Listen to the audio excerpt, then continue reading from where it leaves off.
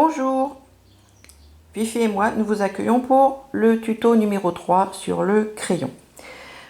Ce tuto numéro 3, je vais vous montrer comment on fait un grisé rapide, une méthode simple. On peut monter le dessin à la zone, c'est souvent ce que vous avez appris dans tous les cours que vous pouvez avoir eu. C'est-à-dire on monte du plus clair au plus foncé, petite zone par petite zone, et puis graduellement. Alors, c'est vrai que le dessin est bien plus beau, et ça, c'est ce qui correspond à une montée classique du dessin, mais des fois, on a besoin, pour faire des croquis préparatoires, on parlera de croquis préparatoires bien après, de faire des croquis rapides, en gros en 5-10 minutes, pour pouvoir positionner les éléments, et puis avoir une référence après quand on peint. Donc là, aujourd'hui, on va parler de drapé et de grisé.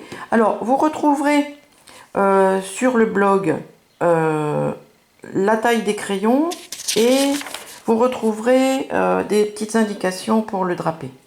Pour ceux qui ne connaissent pas le blog, je vous donne l'adresse. Voilà. Je vous encourage à venir voir. Il n'y a pas que des cours, il y a plein de petits trucs. Voilà. Alors, on est parti. Je vous ai dit que quand on taillait les mines de plomb, on gardait le graphite dans un petit pot. Alors, ce petit graphite, hein, on va le déposer. Alors, moi, je travaille là sur une feuille de Bristol, parce que pour le crayon, je trouve que ça glisse et que c'est très agréable. Alors, j'ai un rouleau à peinture, ça, vous pouvez trouver ça dans n'importe quelle quincaillerie, qui me sert en fait à ne pas mettre les mains dans le graphite. Normalement, on fait comme ça, puis on aplatit.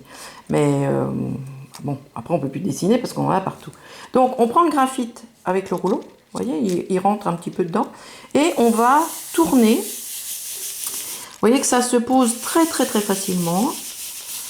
Voilà, on va essayer de faire quelque chose de propre.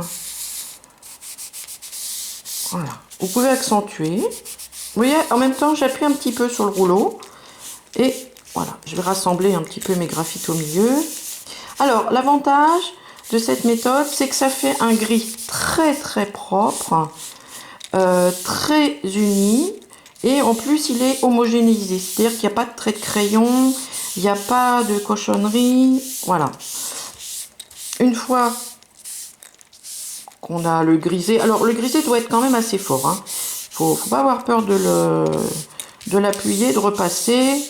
Voilà, on le contrôle, voilà, on fait le ménage. Hop, on tapote un peu pour pas en mettre partout, et on ne jette pas. On reprend la poudre et on la remet dans le petit pot. Rien ne se perd. Hop. Bon, je secoue un peu quand même, hein. Voilà. Alors, maintenant, j'ai besoin donc des crayons. Donc là, j'ai mon crayon bien taillé de tout à l'heure. J'ai ma gomme mie de pain. Je l'ai déballée et je l'ai coupée en 4. Alors ça, je vous conseille de couper la gomme en 4. Parce que les petits bouts, en fait, se conservent bien plus longtemps. Et puis, vous allez travailler petit bout par petit bout. Et après, vous la gardez dans un petit flacon hermétique. Surtout, vous ne la laissez pas traîner dans votre trousse. Sinon, elle va faire l'aspirateur. C'est-à-dire, elle va aspirer toutes les petites cochonneries que vous avez dans votre trousse. Et vous ne pourrez plus travailler avec parce qu'elle sera vraiment dégradée. Donc, la méthode est simple. J'ai fait mon grisé. Et maintenant, je vais dessiner. Alors, je vous conseille de dessiner avec un crayon 2B ou 4B.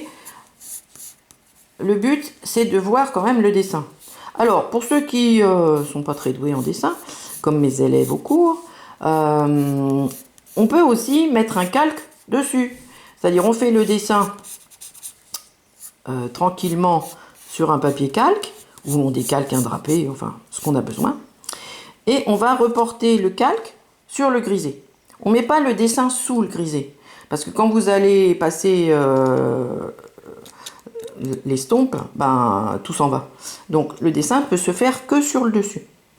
Donc on dessine tranquillement. Alors moi je ne vais pas faire aussi beau que tout à l'heure. C'est juste pour la démo. Voilà, j'espère que vous voyez bien. Voilà. Alors, ma gomme mie de pain, elle va servir à récupérer les blancs. Alors cette gomme mie de pain, normalement, elle doit pouvoir se travailler. C'est pas une gomme comme les gommes normales, elle doit se chauffer. Alors, il y a des gommes qui fonctionnelles, on va dire, et puis il y a des gommes qui, quand on les tend un peu, bah, elles deviennent un peu caoutchouteuses, un peu baveuses sur les doigts. C'est pas très agréable. Alors, j'ai pas d'action chez différentes marques, mais moi j'aime bien les compter, les Faber-Castell. Bon, après il y a plein de marques, hein, voilà.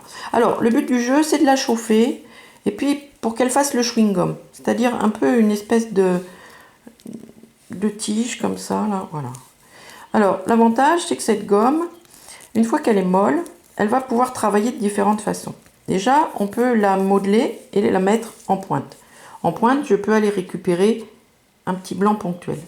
Je peux aussi la mettre en l'appuyant avec les deux doigts, en faisant, voilà, je ne sais pas si vous voyez bien, elle fait une petite pointe.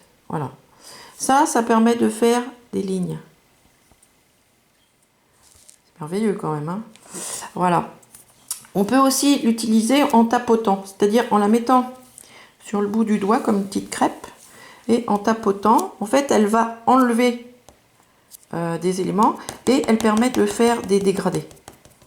Voilà, elle est très utile. Alors, quand elle est sale comme ça, hop, on referme vers l'intérieur et on la remalaxe. En fait, elle se nettoie automatiquement. Alors, au bout d'un moment, évidemment, il y a tellement de graphite dans la pâte qu'elle ne peut plus se nettoyer. Quand elle est noire, bah, on la jette. Voilà. On ne les garde pas éternellement, hein, les gommes mie-de-pain. Dès qu'on a fini, on va prendre un petit bout qu'on avait en réserve. Alors, en général, un petit bout comme ça, là, vous voyez, ça fait à peu près la grosseur de mon ongle. Ça fait un tableau. Voilà, ça fait un dessin, on va dire, assez plein, avec beaucoup de graphite. Après, elle devient noire, on la jette. Voilà. Alors, bon, ça coûte pas un prix fou, ces gommes mie-de-pain. Voilà. Alors, on est parti.